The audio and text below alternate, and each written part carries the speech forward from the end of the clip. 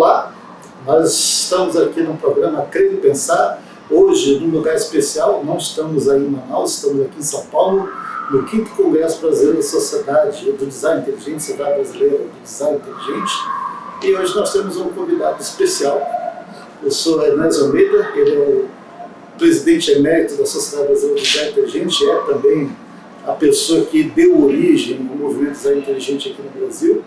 Ele acabou de dar uma palestra excelente para nós aqui no Congresso. E nós vamos falar um pouco hoje sobre ciência, sobre design inteligente e sobre também a inteligência artificial. O professor Nésio, ele é mestre em História da Ciência pela PUC, aqui de São Paulo.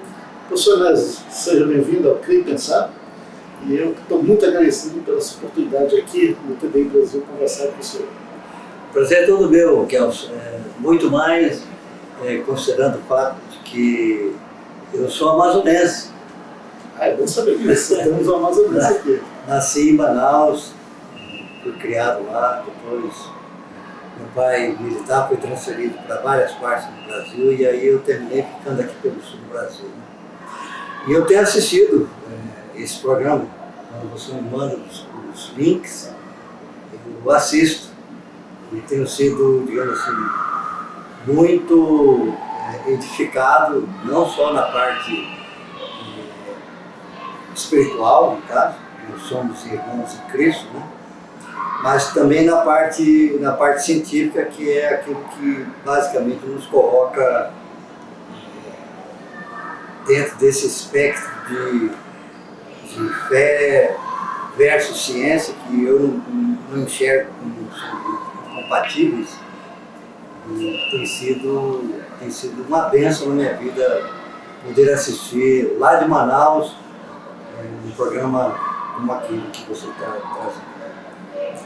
Joia. Professor, para o pessoal que está assistindo, já que o senhor é visto da filosofia da ciência, como é que a gente pode definir o que é ciência? E se o que nós temos visto hoje em dia no discurso de mídia, de fato é ciência, como é que a gente pode entender isso? Bom, numa definição assim bem simples, né, porque existem N definições que seja a ciência, a ciência é a busca pela verdade. E a verdade que deve ser buscada na ciência é como que eu vou explicar determinados fenômenos que ocorrem na natureza. Então eu vou procurar identificar o que está acontecendo diante de mim e que me provoca um questionamento, e eu vou tentar responder elaborando hipóteses, procurando trazer essas hipóteses numa base, num patamar, digamos assim, de confirmação teórica, mas sempre sendo aquilo como uma busca pela verdade. E o que a gente vê hoje, especialmente no jornalismo científico, com que a ciência fosse a resposta final, ela não erra, posicionamentos que sejam contrários, negacionista da ciência, não entende o que é ciência. Então, é um terreno minado, né? Eu diria que privilegia determinados posicionamentos ideológicos e não científicos.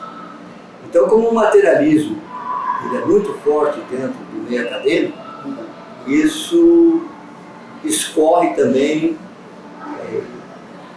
para o lado da cultura, do jornalismo.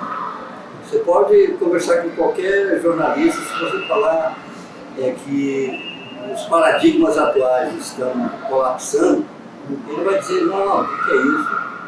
A ciência ela vai dar um jeito nisso, mas não é capaz, digamos assim, de considerar que o paradigma morreu, e que há necessidade de repor, porque a ciência, assim como o avião, né, Ele abomina o vácuo. Isso é verdade. Isso é verdade. E a ciência, ela abomina o vazio epistemológico. Mas, infelizmente, especialmente quem faz jornalismo científico, ele não tem essa noção do que realmente está acontecendo lá nos bastidores, né, onde eles conversam, meio preocupados, né, puxa vida, e agora, como é que nós vamos fazer? Não, tem saída. Mas tem jornalista neutro científico? Não, os que eu conheço, nenhum. É sempre com viés. Sempre com viés materialista. E a gente vê isso direto na mídia, né? O pessoal falando o nome da ciência.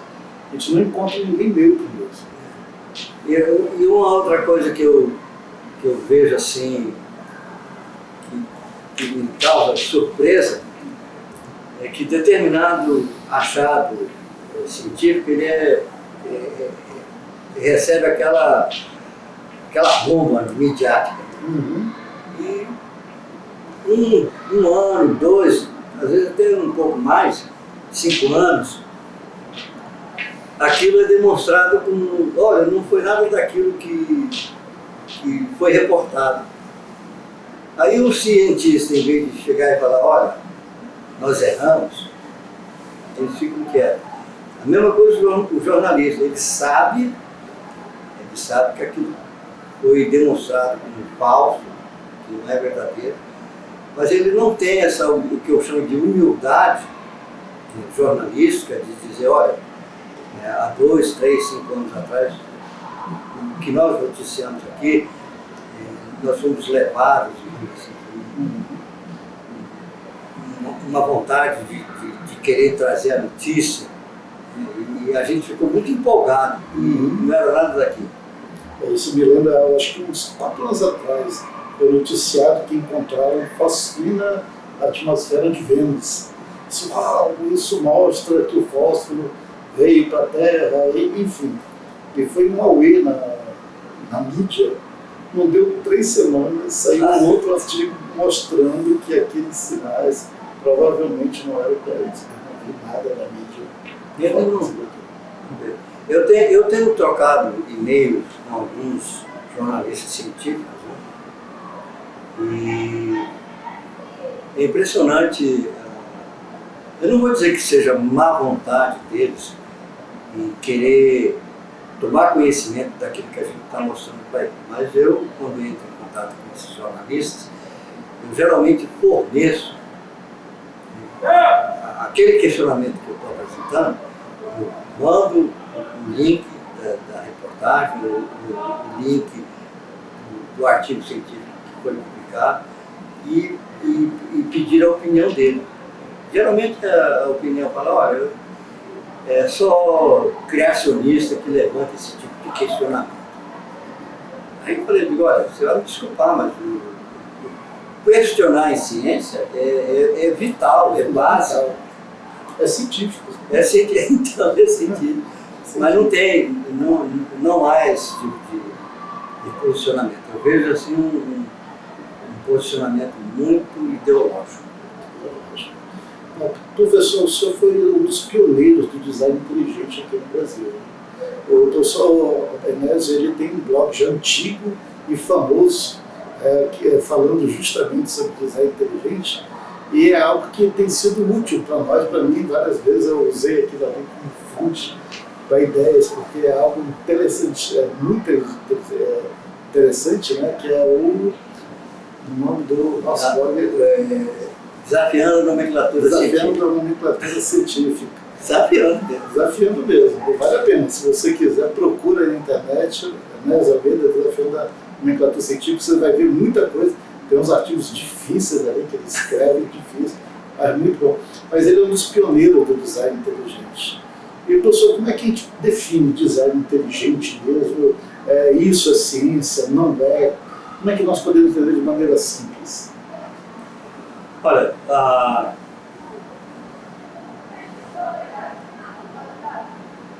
eu vi um artigo outro dia que eu achei muito interessante, que era de um psicólogo. em que ele relatava que existe na criança, sabe, essa ideia de que alguma coisa que existe, ela tem determinadas características. E aí ele foi relacionando determinadas características, né? Puxa vida, até parece que ele era um defensor do design inteligente, mas ele estava falando da inclinação das crianças em terem esse posicionamento quando eles se deparam com a natureza, né, e ficam encantados. E desse encantamento deles, a maioria das crianças atribuíram como sendo um ser inteligente, superior, e aí é lógico a explicação do autor, né, transcendente, embora da realidade dessas crianças. Então, o design inteligente eu defino como sendo as características que a gente poderia falar a respeito de um planejamento intencional. Ele está lá na natureza. E eu posso descobrir como. E aí, como todo cientista, fazer perguntas para a natureza.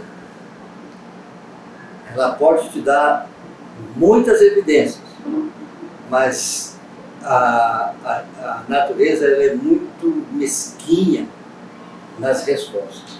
Quem tem que dar a resposta é aquele que fez a pergunta. Sim. Então, é por isso que o cientista ele tem que fazer perguntas para a natureza e tentar respondê-las. Então, o design inteligente afirma que nós vamos encontrar sinais de inteligência na natureza e que esses sinais eles são empiricamente detectados.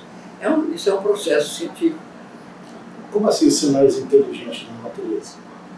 Então, por exemplo, quando a gente depara, e aí esse é o exemplo clássico do design inteligente, com uma montanha que a gente, se for olhar para ela, parece que é um lindo velho, a gente sabe que aquilo ali foi causa natural, erosão, tudo.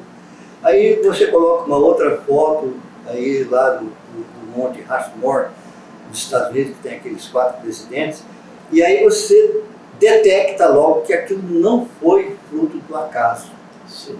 Aquilo foi fruto de um planejamento intencional, onde vários homens trabalharam, né, para deixar esculpido lá na montanha as faces daqueles 4 presidentes dos Estados Unidos. Então, isso aí é empiricamente detectado. A gente percebe. Né? Percebe? Nós, de alguma forma, parece que somos projetados para perceber inteligência. Isso.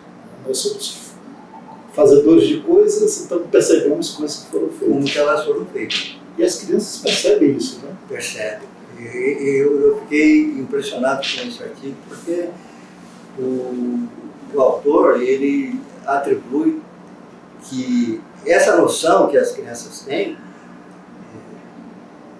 do que é responsável por essa admiração que elas têm da natureza, tem que ser fora da natureza, tem que ser transcendente. E a gente já vê isso de pequeno, né? É impressionante. Se você disser para uma criança, olha, esse brinquedo você montou sozinho, eu acho que vai ter uma criança que vai acreditar nisso. É uma coisa intrínseca nossa, né? Eu acho que foi Douglas Huxley que falou que nós somos fazedores de coisas e somos experts em fazer coisas. E por sermos experts em fazer coisas, nós percebemos as coisas que foram feitas, né? E em relação em que a teoria do design inteligente tem a trazer para a comunidade científica, é apontar um outro caminho. Se eles dizem que a teoria do design inteligente tem pontos cegos, e espero que conheça fazer considerar isso como sendo uma afirmação científica, eu posso inverter e dizer, olha, a teoria da evolução também tem pontos cegos e são tais. E o que você vai fazer com isso? Esses pontos cegos seriam aquelas lacunas, os gaps, coisas que são lacunas que são inexplicáveis. Eu considero um salto astronômico eles considerarem a possibilidade da macroevolução ser um acúmulo de muitas mesmo, microevoluções para resultar numa macroevolução e aí o processo evolutivo acontecer. É engraçado que esse pensamento ele é não só contra-intuitivo, ele é contra-matemático. Né? É meio estranho, vou juntando peças aleatoriamente e no final tem uma coisa que parece projetada e só parece. É ilusão. Dizem que é ilusão. É uma coisa interessante isso, professor. Então, o design inteligente, eu diria que ele balança o coreto do materialismo, porque se existe verdade na ciência, dessa busca, como que alguém chega e diz para mim assim, olha, a natureza está demonstrando essa possibilidade aqui de design. Aí o outro vem e fala, não, o que você está dizendo que é design, na verdade é ilusão. Só aparência. Né? Só aparência. Aí, por que a afirmação desse aqui, de que o que eu percebo de design é ilusão, por que essa afirmação dele é científica e a minha, que se contrapõe, não é científica? Uhum. Então nós temos que trazer essas duas proposições e considerá-las. Mas eles não querem considerar a possibilidade de que eles estão errados. É uma coisa interessante. Gente, vamos ter o nosso intervalozinho de 2 minutinhos. Já voltamos com o professor Edésio Almeida. Nós estamos falando sobre design inteligente, direto aqui do Mackenzie, no 5º Congresso Brasileiro da Sociedade Brasileira de Design Inteligente. Voltamos já. Fique conosco aqui no CREI Pensar. Bem-vindos de volta ao programa CREI Pensar. Estamos aqui com o professor Edésio Almeida, o presidente emérito da Sociedade Brasileira de Design Inteligente. Estamos falando sobre ciência, sobre design inteligente, vamos falar sobre inteligência artificial. E, professor, o design inteligente tem sido batido, principalmente no meio acadêmico, com aquela ideia que é pseudociência, que não é ciência, que é criacionismo disfarçado, que é religiosidade, que o pessoal está tentando colocar na academia. Como é que nós podemos ver e responder a essa acusação? Então, o que é interessante é que essa declaração que geralmente é feita em todos os lugares que você vai, é de que o design inteligente é pseudociência. Aí você pergunta, e o que é pseudociência? Essa é uma pergunta boa. O que é pseudociência? Para você nos qualificar como sendo pseudociência. A maioria, eu diria, a maioria dos cientistas nunca leu nada a respeito do design inteligente. Eu diria também que a outra maioria, e aí eu não estou falando do cientista em si, mas a maioria das organizações científicas, Sociedade Brasileira para o Avanço da Ciência, que já nos declarou um documento deles oficial de que o design inteligente é pseudociência. Bem, a pergunta que a gente faz para eles é o seguinte: quais são as características do que é ciência? É tudo aquilo que é possível de ser repetido. Posso fazer uma pergunta aqui? Pode. Você tem como me repetir a ancestralidade comum? Como?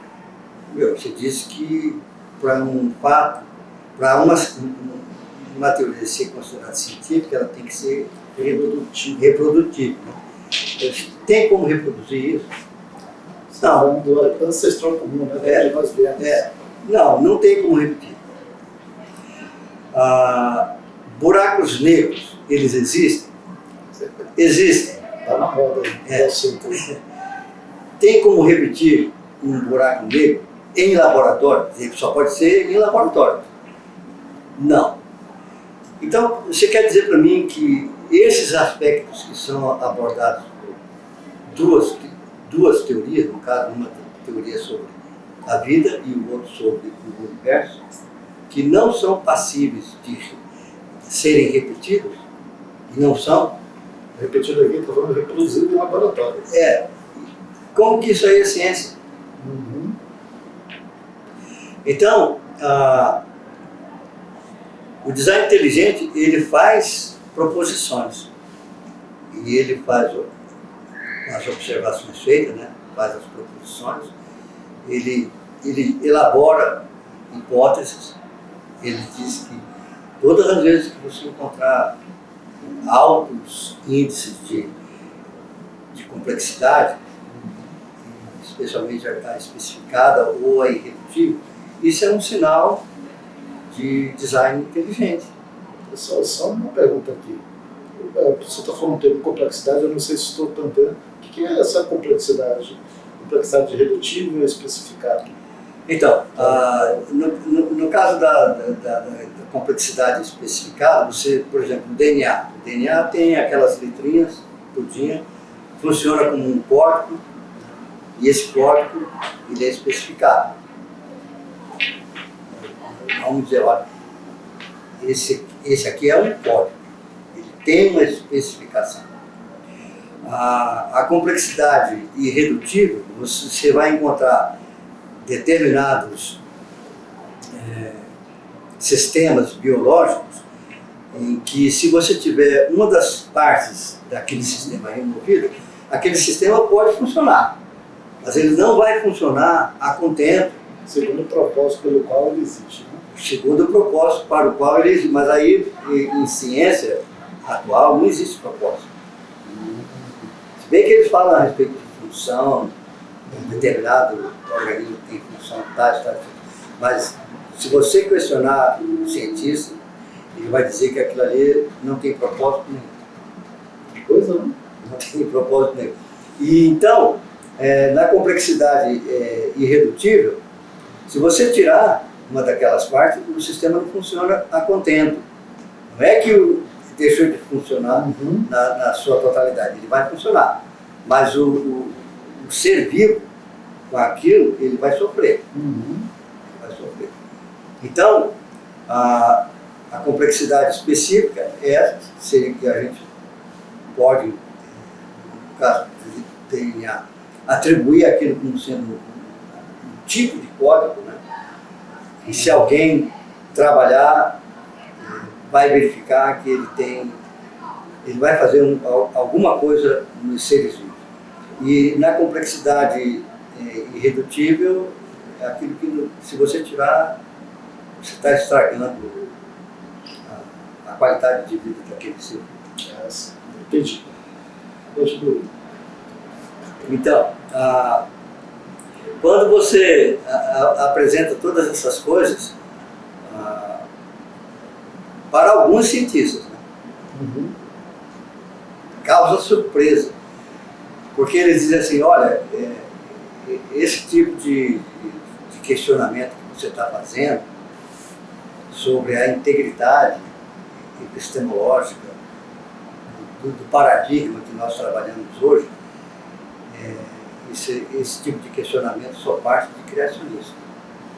Quando não é verdade. O questionamento em ciência, ele existe justamente para que, se houver algum tipo de ponto cego em determinada teoria científica, que haja correção de rumos teóricos. Eu vejo hoje, dentro da academia, especialmente na parte de biologia, um silêncio comprometedor. porque eles mesmos estão discutindo a respeito das inadequações da teoria atual, e eles estão, digamos assim, desculpa a expressão, que não é muito acadêmica, estão empurrando, né, a barriga. Ó, lá na frente a gente conserta isso aí. O que veio? Nós tivemos a proposição dos 11 de Altenberg para corrigir o neodarwinismo. Depois nós tivemos a reunião lá, o pessoal do Gerd Miller propondo que não fosse corrigido, mas fosse completado. E aí vem o pessoal da terceira via que diz, não tem que abandonar completamente a teoria, porque ela não está respondendo essas anomalias que são fundamentais para a corroboração da teoria no contexto de justificação teórica. Gente, isso aqui é importante porque a impressão que dá que a teoria darwinista ela está completa, fechada, ela é a verdade absoluta. Mas mesmo nos meios acadêmicos tem havido discussão sobre isso. Tem gente dizendo, tem que jogar fora tudo, começar do zero com a teoria, tem gente dizendo que pode completar, tem uma terceira via. Então, depois dessa terceira via, teve aquela reunião lá na Academia Real de Ciências, na Inglaterra, né, onde eles foram discutir o que estava acontecendo com a teoria, e aí propuseram... Isso foi em 2016, né? 2016. Eles propuseram uma nova teoria, que recebeu o nome de teoria síntese evolutiva expandida. Só tem um detalhe. Eles não consideraram nessa nova teoria a origem da informação. Expandiram, mas não chegaram no cérebro. Eu tenho para mim que eles não chegaram lá, porque o design inteligente aborda que todas as vezes que você encontrar informação na natureza, você tem em forma de código essa informação. E geralmente a experiência que a gente tem a respeito de informação e códigos sempre parte de uma mente fora daqui. Então, a nova teoria geral da evolução, desculpa, ela já nasceu para mim capenga, porque eles não consideraram a origem da informação genética. Gente, é um mistério. A questão da informação é um mistério completo. Porque extremamente a informação ela tem uma base material, mas ela não é material. Eu posso usar códigos, caracteres para codificar a informação, mas ela não é o código e não é o caractere. De onde vem a informação? Então? Eu chamo lá no meu blog de Mysterium Tremendum, porque nós não temos as mentes humanas mais brilhantes ainda não conseguiram definir o que é isso. Não é só um desafio, é um mistério mesmo, porque você tem que sair do material. Transcende a matéria de informação. É estranho. Eu posso armazenar materialmente, posso transmitir materialmente, mas ela não é gerada materialmente. É uma coisa interessante. Mas, professor, continuando. A questão, então, quando a pessoa chega e diz assim, olha, não pode ser reproduzido. O design inteligente não pode. Ele tem afirmações que podem ser reprodutíveis em laboratório. Então, o design inteligente vai dizer, como ele falou, as coisas têm uma complexidade redutível. Eu posso testar isso no laboratório? Pode. Isso aí é possível através de engenharia reversa. Engenharia biológica? Biológica. Engenharia biológica reversa. Você conseguir reverter o processo, vai ser, digamos assim, demonstrado falsa a proposição do design inteligente. Se você não conseguir fazer a reversão biológica, da engenharia biológica, você está diante, digamos, de uma coisa que o meu arcabouço teórico não consegue explicar. Sim. E aí eu tenho um outro competidor aqui do lado que diz, olha, quando acontecer isso, É design inteligente. E nós chegamos num ponto da engenharia genética que nós já podemos fazer isso. Nós podemos fazer cortes, né, nos códigos, nos DNA, e a gente tirando aquilo ali, juntando, você vê que perde função. Então, quer dizer, isso eu for tirando uma certa parte, vai acontecer que vai inutilizar. Então é possível.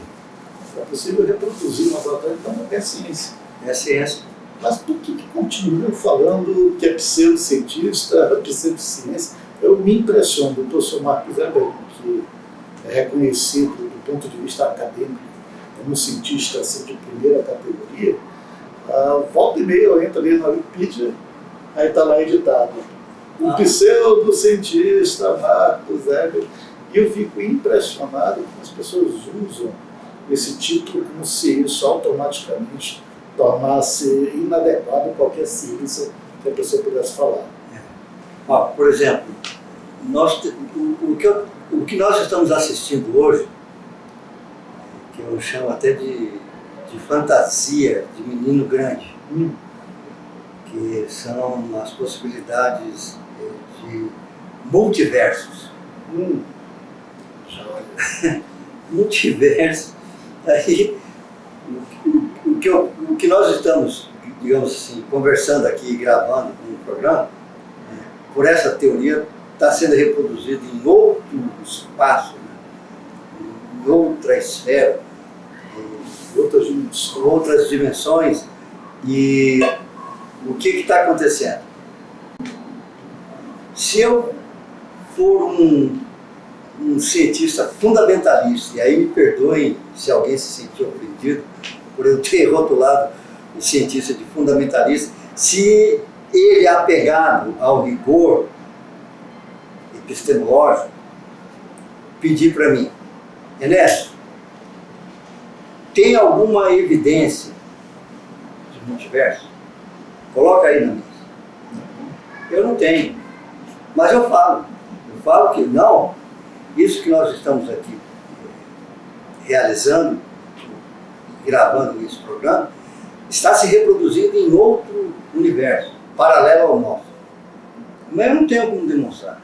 Isso não é científico, isso é conjectura, bobagem. Então é por isso que eu chamo de coisa de menino grande, né? Mas isso que o senhor fala, também na minha área acontece. O pessoal na área de química probiótica, você lê artigo assim, conforme fulano já provou, tal rota, aí você vai ler o artigo do fulano, e o fulano diz assim, conforme Citrano falou, aí você vai ver o que Citrano falou, e o cara diz assim, conforme o Paris disse em 1932. Sempre conforme. E aí você vê que nenhum provou nada. E aí isso deixa para mim de ser ciência. Isso para mim já passa a ser, sei lá, conjectura, conversa mole. Para mim isso é quase uma pseudociência. Então, por exemplo, eu diria que a maior dificuldade encontrada pelos materialistas é você considerar a possibilidade de uma inteligência incorpórea. Eu acho que é aí que reside essa dificuldade, porque quando nós falamos a respeito de inteligência, nós pensamos imediatamente que nós estamos falando de alguma pessoa, de algum ser humano, cujas características que o distingue dos outros seres vivos, essa capacidade de raciocinar, de interagir, de tecer opiniões e se aventurar no mundo acadêmico para tentar descobrir verdades que estão aí nas coisas que foram encontradas pelo cientista, né, e ele vai tentar explicar. Mas nunca passa pela mente a possibilidade de uma inteligência que não seja corpórea. E no outro quadro, a gente vai falar sobre inteligência artificial, né? Eu não sei se eles estão querendo dar esse salto de uma melhor compreensão do que é inteligência, E quem sabe, vamos nos livrar aqui desse incômodo que o design inteligente está causando aqui na ciência, porque o design inteligente chegou há 20 e tantos anos, eu acho que tem 25 anos, e está incomodando até agora. E tá mesmo. Gente, vamos ter o nosso intervalinho, vamos já para o nosso último bloco, e aí a gente vai agora entrar com um assunto bem complicado, que é a inteligência artificial, e vamos falar sobre design inteligente na inteligência artificial. Fique aqui conosco no programa Crer e Pensar. Até daqui a pouco. Olá, de novo, estamos aqui no nosso programa Crer e Pensar, em São Paulo, de maneira especial. Estamos aqui no quinto Congresso da Sociedade Brasileira do Design Inteligente. Está eu, o professor Jonatas Nunes, que também vai palestrar. Temos aqui o professor Ernesto, que já palestrou na palestra de abertura do nosso congresso. E ele é um teórico do design inteligente, ou talvez a pessoa que deu origem ao movimento aqui no Brasil. É o nosso presidente emérito da Sociedade Brasileira do Design Inteligente. E, professor, aí nós chegamos naquele ponto da conversa, né? Estamos falando sobre inteligência, a inteligência que pode ser detectada nas coisas que estão ao nosso redor, mas agora nós chegamos num ponto da tecnologia em que se diz, né, que se criou agora a verdadeira inteligência. E eu quero começar aqui colocando uma provocação, que há um tempo atrás um colega meu, claro que materialista, ele disse assim: olha, nós já temos a inteligência artificial, viu? A inteligência artificial não precisou de ninguém para criá-la, ela já existe. E eu dei risada com aquilo, né? Ele disse: como é que é? Ele disse: viu, ó, essa história de que a inteligência veio só da inteligência, isso é bobagem. Você está vendo, ó, as inteligências artificiais se autocriando, né? Então, como é que a gente pode responder uma coisa dessa? O que é inteligência artificial? Será que ela de fato é inteligente? Como é que a gente pode pensar isso no contexto do design inteligente? A minha definição de inteligência artificial 101, bem básico, a inteligência artificial nada mais é do que modelos matemáticos, que usa de algoritmos. É um modelo matemático que são incorporados numa máquina através de chips. Então, afirmar que essa inteligência ela surgiu por si mesma é uma falácia. Alguém teve que programar, né? Alguém teve que programar o algoritmo, e isso aí é muito preocupante, porque se você programa o algoritmo para te dar determinadas respostas, ele só vai dar aquilo que você programou. Aquilo que você programou. Então, é um software. É um software. O que me deixa, digamos assim, com uma certa, em inglês a palavra é admiração, espanto em relação à inteligência artificial, é que ela é muito rápida. Sim. Nas respostas. Agora, a rapidez dessas respostas, nem sempre elas são verdadeiras. Nem sempre.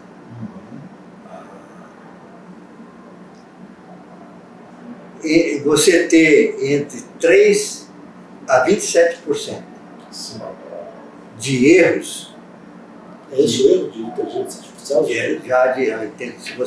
você fizer uma provocação para ela responder determinada coisa, existe a probabilidade de que entre 3 a 27% serão erros factíveis, que podem ser verificados, em vez de ficar procurando fulano disso, aquilo outro. Não. É assim ou não é? Uhum. E aí, no é assim e não é, você tem encontrado afirmações fora de base, algumas até engraçadas demais, como eu mostrei na palestra, né? Qual é a recomendação alimentar diária que você me faz? Comer uma pedra por dia. Que é isso, cara? A outra, não tem uma outra melhor do que essa? Tem. Comer pizza com cola. Eu fiz uma pergunta assim para Ian. Quem é a pessoa mais poderosa do planeta Terra? Aí eu escolhi assim, o presidente dos Estados Unidos. Aí eu fiz a mesma pergunta assim, Joe Biden é a pessoa mais poderosa da Terra? Não, não é. Eu disse, espera aí, você acabou de dizer que o presidente dos Estados Unidos é a pessoa mais poderosa da Terra. Joe Biden é o presidente dos Estados Unidos. A resposta, Joe Biden não é a pessoa mais poderosa da Terra. No entanto, o presidente americano sim. Muita contradição, e é por isso que é preciso ter cuidado, sabe? Verificar se realmente aquilo que está sendo afirmado, né? E o que é interessante também é que nas respostas parece que você está conversando com um ser humano. Tá? E aí você tem que ter muito cuidado em verificar se realmente aquilo que foi afirmado é a verdade. Só tem estudado um pouquinho, né, sobre como é que as IAs respondem à ideia do design inteligente. Quando você pergunta quais são os pontos sérios do design inteligente, como é que uma IA responde? Olha, ele destaca que não tem a capacidade de repetir aquilo que afirma. Ele diz que, eu usei o pronome ele, a inteligência artificial diz que é pseudociência. Não é testável. Não é testável. Não segue, digamos assim, as características de uma teoria científica. O senhor disse também que parece que eles usam o argumento da lacuna, né? Seria as lacunas que a gente tem hoje na ciência, e que o design inteligente pretende responder, na verdade, seriam lacunas. Uhum. Para mim, ele não respondeu como sendo o Deus das lacunas, mas afirmou que o design inteligente usa desse argumento, né? Usa desse argumento da lacuna do conhecimento humano. Parece que eu vi que o senhor falou até que chegaram a falar que o problema do mal é o problema do design inteligente. Pois é, e que não é uma afirmação da teoria, né? A teoria do design inteligente, ela sustenta que nós vamos encontrar sinais de inteligência e que esses sinais são empiricamente detectados. E aí nós citamos dois exemplos maiores, no caso, que é complexidade especificada e complexidade irredutível. Agora, quando você contrapõe a teoria do design inteligente com a teoria sobre a origem da vida e do universo, aí nós entramos em choque. E o choque que dá aí, que a inteligência artificial não destacou, na verdade ele se situa na interpretação que eu dou à evidência que foi encontrada. O materialista vai dizer que é produto do acaso, mera necessidade, e quem defende o posicionamento do design inteligente vai dizer não é mero acaso, nem é fortuidade, é uma necessidade fortuita. Né? Vai dizer, houve um planejamento intencional, que eu acho que é uma palavra que a gente deveria usar mais, em vez de design inteligente. Porque você coloca design inteligente e a pessoa já vem logo para mim. Houve um planejamento intencional aqui, sim ou não? E aí eu posso responder mais. E a inteligência artificial, eu percebi que se você não fizer a sua pergunta de uma forma bem estruturada, ela, Sabe qualquer coisa. ela serve para você café requentado. Por isso que no início o título da minha palestra era servindo café requentado. Uhum. E aí depois eu fui vendo, com a experiência dos outros, no caso do Dempsey, que se você fizer um prompt, que é o questionamento que você tem que fazer para inteligência artificial, que você faz a pergunta, você estrutura essa pergunta e aí você fecha e pede para ela fazer aquilo, e aí ela faz. E ela tem essas informações. Sim. A inteligência artificial, ela depende de todas as informações que existem hoje no planeta, que estão aí na internet, no Google, naquela famigerada Wikipedia, e outros arquivos bem grandes, né? E daí ela pega toda essa informação e como o algoritmo ele procura uma conexão lógica para aquilo que está sendo perguntado, aí ele te dá uma resposta. Ele te dá uma resposta preenchida em termos de palavras, né? Sim, ele vai preenchendo. Uma coisa impressionante. Agora, professor, como a inteligência artificial ela pode criar informação nova? Ou ela só retira dados de informações existentes? Ela pode aumentar o cabedal de informação? Ela traz uma informação nova que ainda não existia no sistema?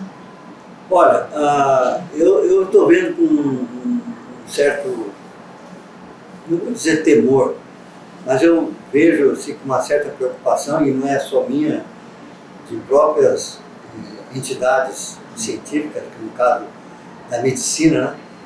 Eles estão incorporando muito rapidamente a inteligência artificial para dizer que tipo de doença o indivíduo tem, dizer qual é o tipo de tratamento, diagnóstico. O chat GPT já está na área. Mas o que acontece? Já foi demonstrado que existem muitos erros nessa informação nova que não bate com a ciência que nós temos hoje. Não bate. Então, dizer que foi descoberta não sei quantas proteínas, outro dia disseram que a inteligência artificial descobriu. Tudo bem. Existe isso na natureza? Que eu saiba, ainda não foram detectadas. Mas está lá, ela reproduz o modelo, né? Aquelas configurações químicas, né? De como que seria tais proteínas.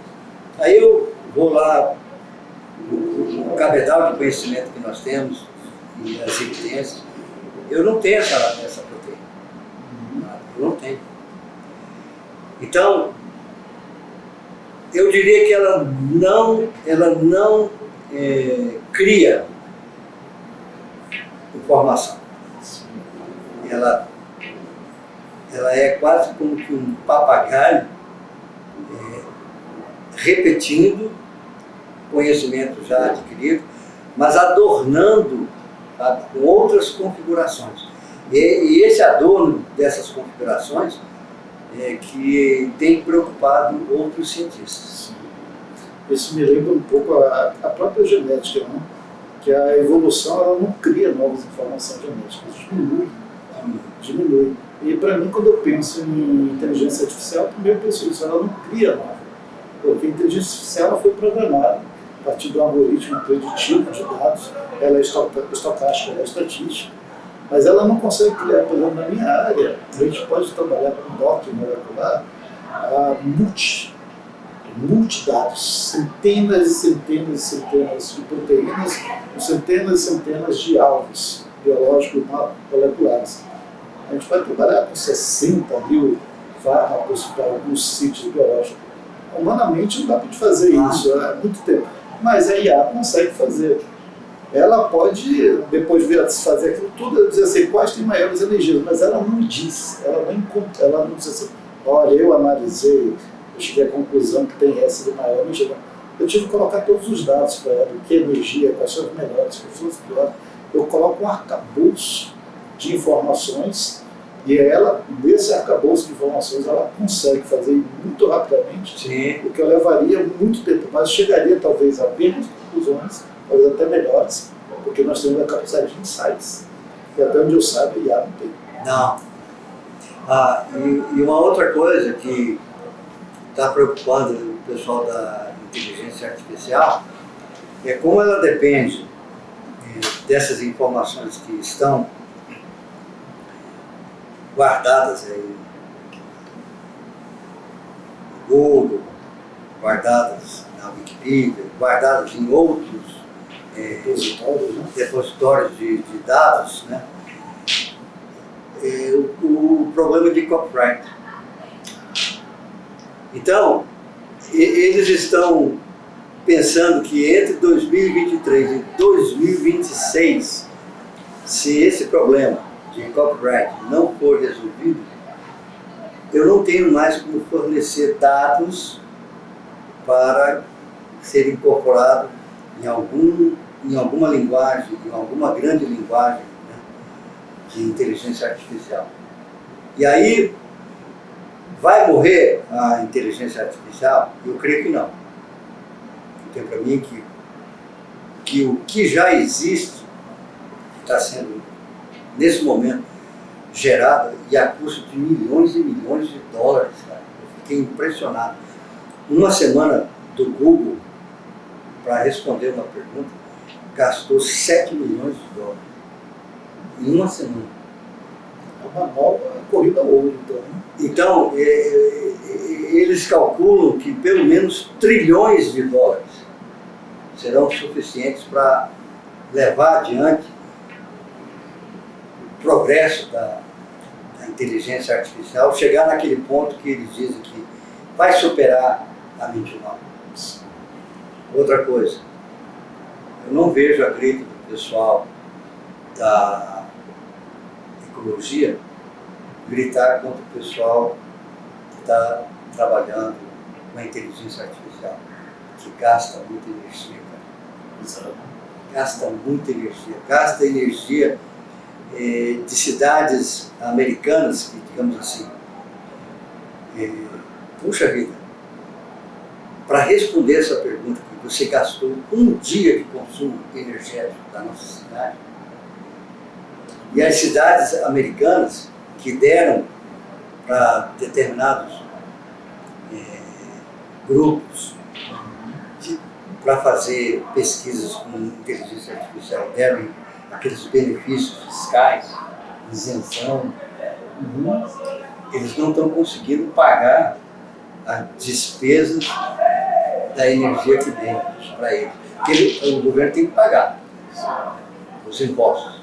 Nada vem de graça. Nada, no free lunch. Gente, nosso tempo está acabando, estamos aqui com o professor Nézio. Professor Nézio, tem mais aí uns 2 minutinhos. O que você gostaria de falar para o pessoal que está nos assistindo, a palavra final de consideração sobre isso que nós estamos conversando? Você acha que é interessante para o público ouvir esse finalzinho? Especialmente para os jovens, não tenham medo dos seus professores em sala de aula. E isso aí não é uma provocação para você chegar e pedir para o seu professor brigar com você, não é isso. Não ter medo do seu professor é encostá-lo contra a parede nasquelas afirmações que ele faz categóricas e que não são respaldadas pela evidência. E como é que você pode fazer isso? Cara, anda com a gente, vem para o lado da luz, né? Não é para o lado da força, não, vem para o lado da luz e faz perguntas e nós estaríamos dispostos a ajudar, porque a ciência é a busca pela verdade. E se tem uma coisa que eu recomendo a cada jovem busca essa verdade. Doa a quem doer, até aquele seu professor mais preferido. Professor Nézio, muito obrigado. O prazer é todo meu. Um amazonense de volta à terra pelo vídeo. Tem que ir lá para comer o tambaqui de novo, né? Tambaqui. Tem que ir lá. Meus queridos, nós terminamos aqui esse programa especial, Crer e Pensar, diretamente de São Paulo. Nos vemos no próximo programa, provavelmente mais alguém aqui do nosso congresso. Um abraço, até mais.